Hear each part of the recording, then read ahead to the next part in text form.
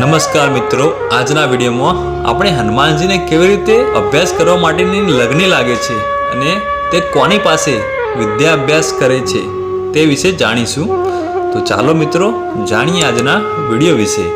એક દિવસ સવારના પહોરમાં ઉઠતાની સાથે જ હનુમાનજી સીધા જ માતા અંજની પાસે પહોંચ્યા. પ્રણામ કરીને ઊભા રહી ગયા. રોજ સવારના વહેલા ઉઠીને દુનિયાભરના તોફાનો કરવાવાળો પુત્ર આજે એકદમ ડાયો ડમરો બનીને નતમસ્તક સામે ઊભો રહ્યો છે. એ જોઈને માતા અંજનીને પણ બહુ આશ્ચર્ય થયું.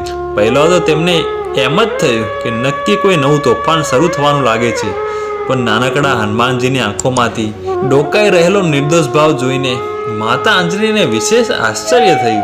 શાસ્ત્રો અનુસાર કોઈ પણ કિશોરે વિદ્યાભ્યાસ માટે યજ્ઞોપવિત સંસ્કાર પ્રાપ્ત કરવા પડે, પરંતુ હનુમાનજી તો જન્મ સમયથી જ કાંદે મુજ જનેવું લઈને અવતર્યા હતા, એટલે યજ્ઞોપવિત સંસ્કારની તો કોઈ સમસ્યા નડે તેમ ક્યાં હતી. માતા હજુ કંઈ પૂછે એ પહેલા હનુમાનજી જ બોલ્યા, માતા, મારે વિદ્યાભ્યાસ કરવો છે. ખૂબ અભ્યાસ કરીને એટલા સમર્થ બનવું છે કે તમને અને પિતાજીને પણ મારા પર ગર્વ થાય. અંજનીને તરત જ યાદ આવ્યું કે આ તો પેલા મુનિવરે આપેલા શ્રાપનું જ પરિણામ છે. વિદ્યાભ્યાસ માટે ક્યાં જવું એ વિશે શ્રેષ્ઠ સલાહ તો કેસરી જ આપી શકે. તેથી માતા અંજનીએ હનુમાનજીને કહ્યું કે પુત્ર, તમે તમારા પિતા પાસે જાઓ, એ તમને યોગ્ય રસ્તો બતાવશે. હનુમાનજી પહોંચ્યા પિતા કેસરી પાસે અને પોતાની ઈચ્છા પ્રદર્શિત કરી. કેસરી પણ વિચારમાં પડ્યા. અહીં આસપાસમાં અનેક જ્ઞાની ઋષિમુનિઓ છે, પણ હનુમાનજીની ખ્યાતિ જોતા કોઈ પણ ઋષિમુનિ મારા દીકરાનો હાથ નહીં પકડે. એટલે બોલ્યા, પુત્ર, જગતમાં સૌથી મોટું નામ મારા ધ્યાનમાં જો કોઈ હોય તો એ છે મહર્ષિ અગસ્ત્ય. તમે તેમનો સંપર્ક કરો, એ જ તમને યોગ્ય રાહ બતાવશે. મુનિવરના આશીર્વાદરૂપ શ્રાપથી હનુમાનજીના વિચારો એકદમ શુદ્ધ થઈ ગયા હતા. હવે તેમને ફક્ત અને ફક્ત વિદ્યાભ્યાસની લગ્ન લાગી ચૂકી હતી. પિતાએ જેવું મહર્ષિ અગસ્ત્યનું મુનિનું નામ કહ્યું, એ સાથે જ માતા પિતાની આજ્ઞા મેળવીને હનુમાનજી સીધા ઉપડી ગયા અગસ્ત્યના આશ્રમે. અગસ્ત્ય મુનિ પ્રાપ્ત કર્મ પતાવીને સાધના કરવાની તૈયારી જ કરતા હતા. તો જ તેમણે દૂરથી હનુમાનજીને આવતા જોયા. મહાજ્ઞાની મહર્ષિ અગસ્ત્ય એક દ્રષ્ટિમાં શિવજીના અંશ હનુમાનજીને ઓળખી ગયા, પરંતુ ભૂત ભાવિના જ્ઞાતા અગસ્ત્ય મુનિએ કોઈ વિશેષ ઉત્સાહ દર્શાવ્યા વગર જ હનુમાનજીને આવકાર્યા. હનુમાનજીએ પોતાના બાળપણની વાતો, તોફાનો વિશે વિગતે જણાવ્યું. પછી વિદ્યાભ્યાસની લગ્નની રજૂઆત કરતાં પૂછ્યું કે મહર્ષિજી, વિશેષ વિદ્યાભ્યાસ માટે મારે કોને ગુરુપદ સ્થાપવા જોઈએ?